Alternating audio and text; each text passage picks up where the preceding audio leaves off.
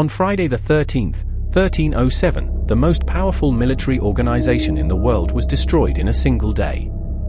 Hundreds of knights arrested simultaneously across an entire country.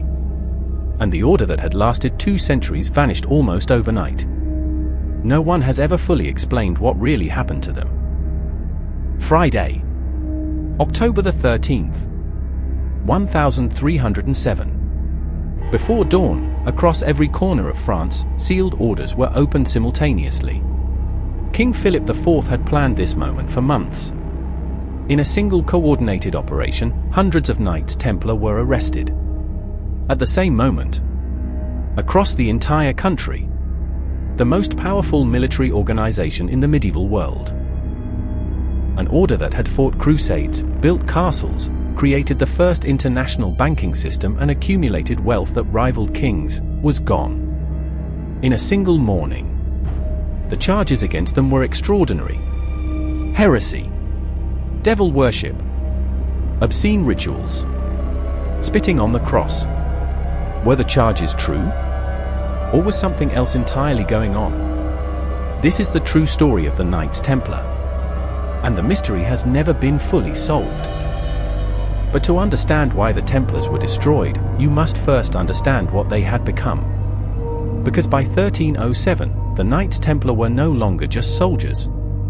They were something far more powerful and far more dangerous. The Knights Templar were founded in 1119. Just 20 years after the First Crusade had captured Jerusalem.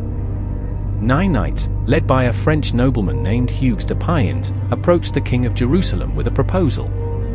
They would form a military brotherhood, dedicated to protecting Christian pilgrims traveling to the Holy Land. The king gave them quarters in a wing of the royal palace, built on the site believed to be the ruins of Solomon's temple. And from that location came their name. The poor fellow soldiers of Christ and of the Temple of Solomon. The Knights Templar. At first, they were genuinely poor. 9 knights sharing horses, dependent on donations. But then something remarkable happened. The Pope endorsed them.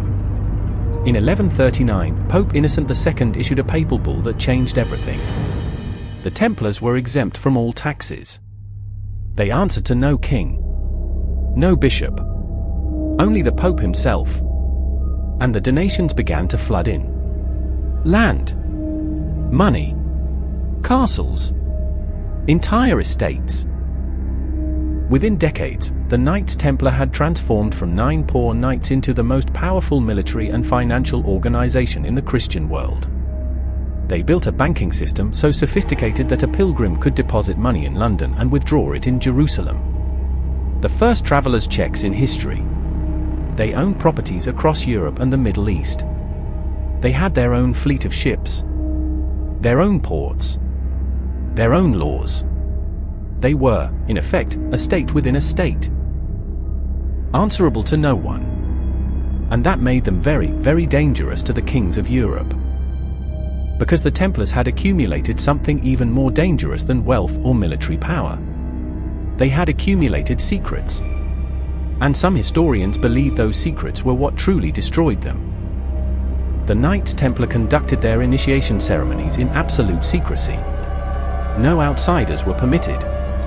No records were kept, or if they were destroyed. But when the arrests came in 1307 and the Inquisition began extracting confessions, what the Knights described, under torture, was extraordinary.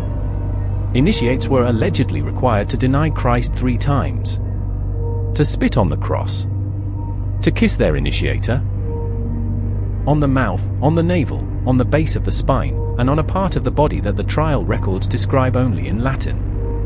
They were allegedly shown an idol called Baphomet, a severed head, or a skull, or a figure with 2 faces, or a cat.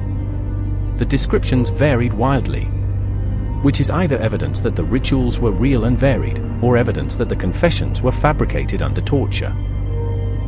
The Templars also allegedly practiced a form of worship that had nothing to do with Christianity. Secret prayers. Ceremonies conducted in languages no one else understood. And a cord, worn around the waist, that had allegedly been touched to the idol. Were any of these things true? Most historians today believe the confessions were extracted by force and cannot be trusted. But the secrecy of the Templar rituals was real. And in a world where secrecy itself was considered suspicious, that secrecy was enough. Combined with the right enemy in the right position of power, to destroy them. Because the man who destroyed the Knights Templar was not motivated by religion. He was motivated by something far more familiar. Something that has driven kings to commit atrocities throughout all of history. King Philip IV of France was known as Philip the Fair. A title that referred to his appearance, not his character. Philip was brilliant, cold, and absolutely ruthless. And by 1307, he had a problem. He was broke. Years of war had drained the French treasury. And the largest creditor in France, the organization to whom the crown owed enormous sums of money, was the Knights Templar. Philip had already expelled the Jews from France to seize their assets. He had already expelled the Lombard bankers. Now he turned his eyes to the Templars. The charges of heresy were not the beginning of Philip's campaign. They were the end of it. Philip had been building his case for years. Cultivating informants within the order. Gathering testimony. Preparing the ground. And when he struck, on that Friday morning in October 1307, he struck with devastating precision. Hundreds of Templars arrested simultaneously. Their assets seized. Their properties occupied. Their debts to the crown conveniently forgotten. The Pope, Clement V, a Frenchman who owed his position to Philip, offered only token resistance before acquiescing. The most powerful military order in the world had been brought down. Not by military force. Not by religious conviction. But by debt. And by a king who was willing to do whatever it took to erase it. But the most mysterious part of the Knights Templar story is not their destruction. It is what happened immediately before it. Because in the days before the arrests, something very strange occurred. In the days immediately before the October arrests, the Templar fleet disappeared. 18 ships. Based at the port of La Rochelle on the French Atlantic coast. There one day. Gone the next. When Philip's men arrived to seize the port, the ships were not there. And they were never found. What were they carrying? Where did they go? The Templar treasury, accumulated over nearly 2 centuries, was never recovered. When officials arrived at Templar preceptories across France, they found the strongrooms empty.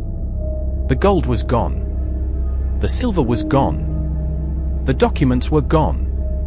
Whatever the Templars had been protecting, whatever secrets, whatever wealth, whatever had been kept behind those locked doors, had vanished. Some historians believe the fleet sailed to Scotland, where Robert the Bruce, himself excommunicated by the Pope, would have had no obligation to hand the Templars over. Others believe they sailed to Portugal, where the order simply reformed under a different name. The Order of Christ. And continued to operate for centuries. The truth is that no one knows. 18 ships. Centuries of accumulated wealth. And the secrets of the most powerful secret order in medieval history. All of it. Gone. And the last Grand Master of the Knights Templar, the man who led the order when it was destroyed, left behind a curse that some historians believe changed the course of European history. Jacques de Molay was the last Grand Master of the Knights Templar. He was arrested in the October raids. Imprisoned for 7 years. Under torture, he confessed to the charges against his order. Then, in 1314, he was brought before a public commission to hear his final sentence. Life imprisonment. And at that moment, Jacques de Molay did something extraordinary. He recanted. Standing in public, before the assembled clergy and crowds of Paris, he withdrew every confession. He declared the Templars innocent. He declared himself innocent. And he declared that the only crime he had committed was lying when he had confessed under torture. Philip had no choice. De Molay was burned at the stake that same evening. On a small island in the River Seine. And according to contemporary accounts, as the flames rose around him, de Maulery spoke. He summoned Pope Clement and King Philip to meet him before God within the year. Pope Clement died 33 days later. King Philip died before the year was out. Whether coincidence or not, contemporaries were terrified. The curse of the last Grand Master of the Knights Templar passed into legend. And the mystery of what the Templars really were, what they really knew, what they really worshipped, has never been resolved. Because the Knights Templar did not simply disappear from history. Their influence, or what people believed was their influence, continued for centuries. And continues to this day. The Knights Templar were officially dissolved by Pope Clement V at the Council of Vienne in 1312. But they did not disappear. In Portugal, they reformed as the Order of Christ and continued to operate openly, funding the Portuguese Age of Discovery. Vasco da Gama sailed under their cross. In Scotland, the legend of Templar survival took root. Rosslyn Chapel, built in the 15th century by a family with deep Templar connections, is covered in carvings that some researchers believe encode Templar secrets. The Freemasons, who emerged in the 17th century, incorporated Templar symbolism and mythology so thoroughly that some historians believe they are the direct descendants of the order. And Friday the 13th, the date of the arrests, has carried its reputation for bad luck ever since.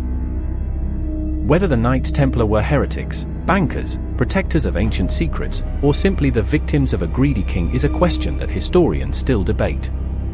But one thing is certain. No organization in history has cast a longer shadow, or left more unanswered questions. The secrets of the Knights Templar remain exactly that. Secrets. The Knights Templar lasted less than 2 centuries. They were founded by 9 poor knights sharing horses. They became the most powerful financial and military organization in the medieval world. They were destroyed in a single morning by a king who owed them money. And their secrets, their treasury, their fleet, their rituals, whatever was kept behind those locked doors, vanished so completely that 700 years later, we still do not know where it went. Or what it was. Friday the 13th has never quite recovered its reputation. And somewhere, in the archives of the Vatican, in the stones of Rosslyn Chapel, in the symbols of the Freemasons, the answers may still be waiting. Subscribe to Veil of Europa. Every week, we pull back the curtain on the darkest and most mysterious corners of European history. The truth is always buried deeper than you think. We'll see you in the shadows.